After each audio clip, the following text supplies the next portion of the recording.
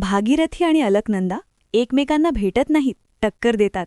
तरीही त्या कशाप्रकारे एक मोक्षदायिनी नदी बनतात? खरंच दोन नद्या एकाच ठिकाणाहून वाहतात का? पण एकेच्या पाण्याची स्वच्छ आणि दुसऱ्याची माती मिश्रित का असते? आणि देवभूमी उत्तराखंडमध्ये एकेला सास आणि दुसऱ्याला बहू का म्हणतात? आता तुमच्या स्क्रीनवर जे चित्र आहे ते फक्त एकदा नाही, पुन्हा एकदा नीट पहा. हे कोणते सामान्य संगम नाही, हे दोन प्रवाहांचे असे मिळन आहे जिथून एक पवित्र नदीचा जन्म होतो. या व्हिडिओमध्ये आम्ही तुम्हाला सांगणार आहोत की भागीरथीला सास आणि अलकनंदाला सून का म्हणतात.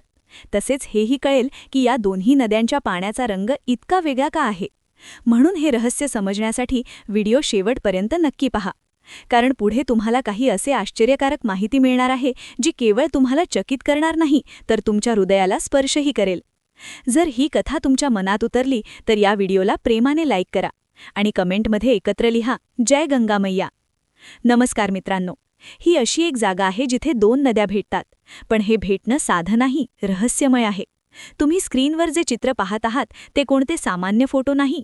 हे देवभूमी उत्तराखंडचे ते पवित्र संगम आहे जिथे भागीरथी आणि अलकनंदा एकमेकांना भेटतात. या भेटीनंतरच गंगेचा जन्म होतो. पण थांबा, तुम्ही कधी लक्ष दिलाय का की या दोन्ही नद्यांचे पाण्याचे रंग सारखे नाहीत? भागीरथीचे पाणी हिरे किंवा निळे, पूर्णपणे पारदर्शक, चमकदार, आणि अलकनंदेचे पाणी माती मिश्रित, धूसर आणि गडद असे का? जेव्हा दोन्ही नद्या हिमालयातून येतात तर रंगात इतका फरक का? हे कोणते चमत्कार आहे की भूगोलामागील एखादी जुनी कथा? या व्हिडिओमध्ये आम्ही त्या छुप्या रहस्याचा उलगडा करणार आहोत. पण उत्तर मिळवण्यासाठी आम्हाला दोन्ही नद्यांच्या संपूर्ण प्रवासाची ओळख करून घ्यावी लागेल. चला आधी त्या नदीसोबत चालूया जी देवप्रयागपर्यंत एकटी आली आहे, भागीरथी. नाव ऐकतात जणू इतिहासाची एक प्राचीन हाक जणू कानात घुमते. ही नदी गंगोत्री ग्लेशियरच्या पवित्र गोमुखातून निघते.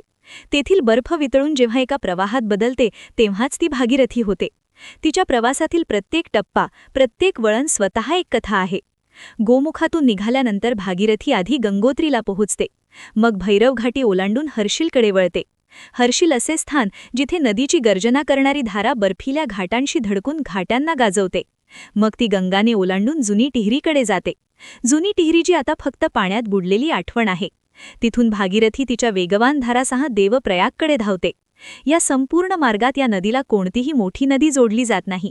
म्हणूनच भागीरथीचे पाणी पूर्ण स्वच्छ राहते, जसे ते गोमुखातून निघालं तसंच, थंड, नील आणि पारदर्शक.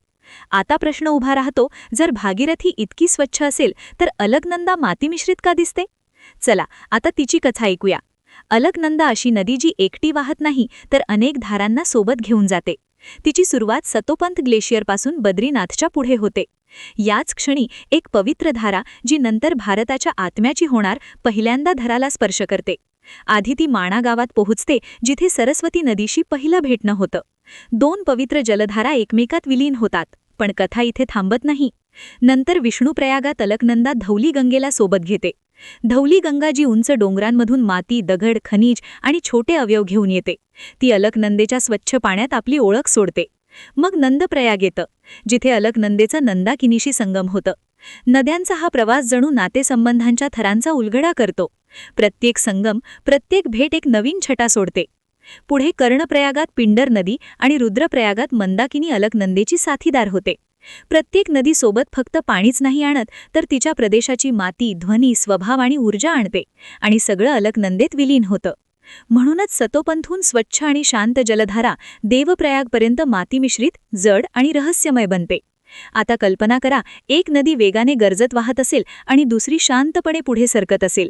उत्तराखंडच्या गढवाल भागात या दोन नद्यांना फक्त पाण्याच्या धारा नाही तर नात्यांचे प्रतीक मानले जातात. भागीरथीला सास म्हणतात. ती वेगवान, उफाळणारी, गर्जना करणारी धारा जी आपल्या मार्गात कोणालाही सोबत घेत नाही. तिचा प्रवाह आक्रमक आहे, तिचा आवाज गुंजतो आणि तिच्या रंगात स्वच्छ शुद्धता आहे. जणू ती स्वतःवर अभिमान मानते. अगदी आमच्या पारंपरिक विचारसरणीत सासेला पाहिलं जातं तसं. आणि अलकनंदेला सून म्हणतात. सुरुवातीला तीही चंचल असते, हसते, आवाज करते, पण रस्ताभर इतरांना सोबत घेते. प्रत्येक नवीन नदीच्या संगमाने ती थोडी शांत होते. जसजसे तिचा प्रवास पुढे जातो तिची गती मंद होते.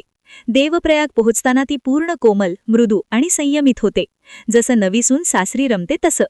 आणि येतं ते पवित्र क्षण, देवप्रयागचा संगम. एका बाजूला गर्जत भागीरथी, दुसऱ्या बाजूला सर्व काही सामेटलेली शांत अलकनंदा. दोघी भेटतात आणि याच भेटीतून गंगेचा जन्म होतो. भारताची जीवनरेषा, श्रद्धा आणि ओळख.